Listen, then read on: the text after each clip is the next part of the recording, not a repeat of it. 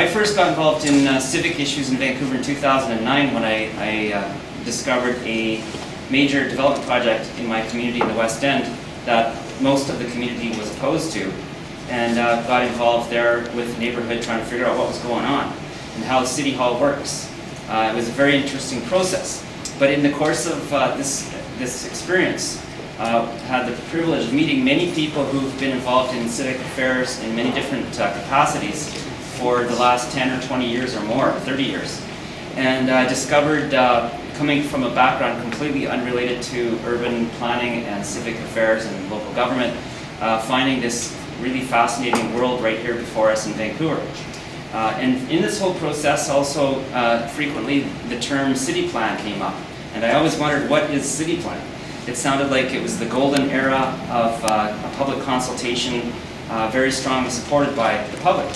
But over the years, things apparently unraveled, and in 2007 or so, things really started to fall apart. But I think it's really worth looking at city plan, what happened, and where we are now. And there's a saying in Japanese and Chinese. I work as a Japanese translator, and there's the same saying in both languages. In Japanese, it's pronounced onko chishin, which is if you know the past, you will know the future. So in a sense, we look back at the history of city plan, and we can see maybe where things are going in the future.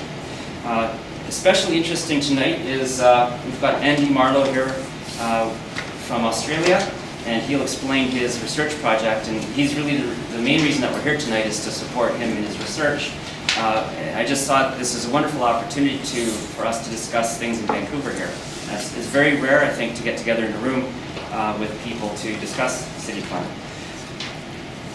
So that's the main part. Andy is, if you've seen the City Hall Watch website, you've seen the basic introduction here, but I'll just say it here so that it's all shared in the room here.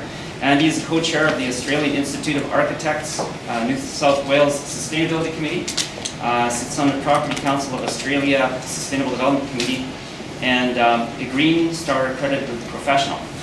He's with one of the largest architectural firms in Australia called Cox Architecture. And so he's working on a project which he will be explaining in a moment. And as a special presentation here, we have Anne McAfee right here. And we're very lucky to have her here tonight because she was the co-director of planning for the City of Vancouver from 1994 to 2006. And she was responsible for guiding the extensive public process leading to the adoption of Vancouver City Plan. She had also many other achievements and roles, which are on the website.